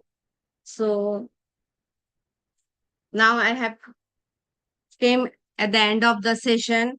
Now, in conclusion, the role of an SST teacher is a multifaceted, requiring a blend of patience, empathy, and strong communication skills alongside deep content knowledge and effective pedagogical strategies by fostering critical thinking, integrating technology, and being adaptable to diverse learning needs. An SST teacher can create an engaging and inclusive classroom environment. These qualities and competencies are essential for nurturing informed, thoughtful, and active citizens capable of understanding and contributing to the complex social, political, and economic fabric of society. Thank you and namaskar. Thank you, Shikaba ma'am, for your exceptional presentation. We are so impressed with your attention to detail. Now I will request Madam Manisha Debarma to sum up the session of Madam Shutapamit. Manisha ma'am, are you there? Yes, ma'am. Yes, Am I audible, ma'am? yes ma'am, you are audible. Okay. So good evening to everyone, to all the dignitaries and respected teachers who are present over here. I am Manisha Debarma from Bhavan's Tripura Vidyamandir, and I'll be summing up the topic which has been discussed by our Sutapa ma'am. So her topic was qualities and competence of a social science teacher. So before understanding what are the various qualities and competence required for a social science teacher, ma'am has explained very vividly about the definition of social science. What is actually a social science? So social science is a generic term that covers the scientific study of man, discipline, socio-cultural aspects, and various human behaviors. So this is the definition of social science. And social science is one such subject which is very much diverse. And it has a very certain nature. It is a disciplinary connections. It is a disciplinary subject where a single subject gets connected with various other subjects in the society. A social science is one such a discipline which can be related with sociology, which can be related with economics, which can be related with psychology, anthropology, and so on. So social science is a very diverse subject. And in order to understand social science, we have to understand about its nature, that it is empirical in nature, where certain evidences based on thoughts, observations can be analyzed. And social science is also based on analyzing and critical analysis. And social science is also about questioning. It also explains about various theories. And the subject social science is very much dynamic, as it is changing over a very period of time. As social science is also very much based on contractual, based on research, and based on social and cultural and political phenomena. Social science can be studied both as a normative as well as both in descriptive forms, where certain values and ethics can be given to the children. And it also studies about the human behaviors. And it also is based on comparative examinations, where certain features are similar and certain features are dissimilar. So these are the various certain natures of social science. And ma'am has beautifully highlighted about the qualities and competence of a social science teacher. What are the various role a teacher can play in teaching a social science?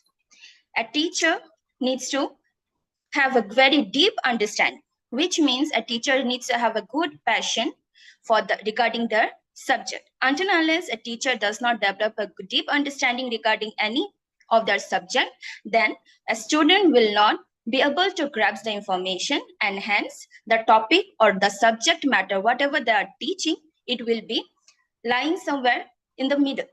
So in order to understand anything, the subject teacher needs to be very much efficient in those subjects, and then it has to be explained in a very comprehensive way. Next point regarding the role of a teacher, that is an interdisciplinary connection. Social science is one such subject which is very much holistic in nature, and it is also very much dynamic, which means it is changing over the period of time. So that is why it is also required that we need to understand the various human behaviors, the social structures, as well as the global dynamics, so that it broadens the social student's perspective regarding the subject matter. The third role of a teacher in understanding and teaching the social science is to know about the historical context. Because without understanding the past events of our society, we cannot shape our present as well as the future. Fourth importance or the role of a teacher in teaching social study, that is critical analysis. A teacher should be able to critically analyze the students and also should encourage the students to think critically by doing certain questionings, by providing them the ability to analyze, by providing them the objectives. And the fifth one is crafting. A social science teacher should also know how to craft their students regarding by making creative, engaging lesson plan. Next one is diverse teaching strategies. A teacher should involve various different teaching strategies, such as interactive sessions, group discussions, role playing, simulations. All these are the various techniques by which a teacher can involve in order to teach a student. Next one is real world application. A teacher should also teach the subject in such a way that the students can relate to the real life scenarios. Next one is assessment and evaluation. After teaching all those things, a student should be analyzed regarding in order to know their particular understanding regarding the subject matter. Next is effective communication skill. A teacher should have a very effective communication skill, where a teacher should be very much clear and concise regarding their subject matter. They should also engage various presentations such as role play by using appropriate language and by using appropriate vocabulary. A video has been shown by ma'am where some students have done a role play by taking a shape of a tree.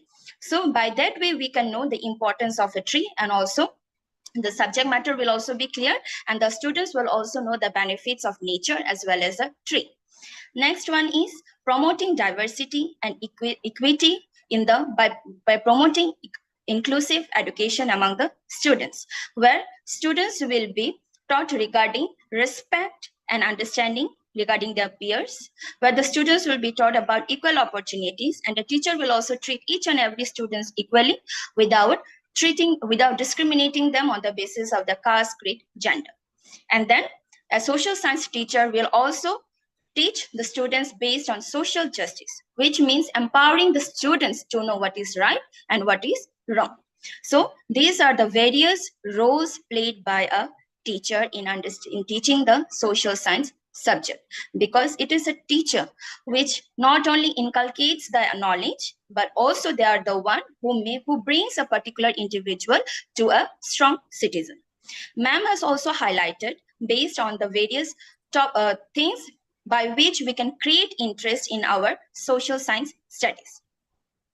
First of all, the first point ma'am has highlighted about imagining a particular historical movement, where the students will imagine a particular historical movement and then various role plays will be done. And in that way, we can create an interest among the students.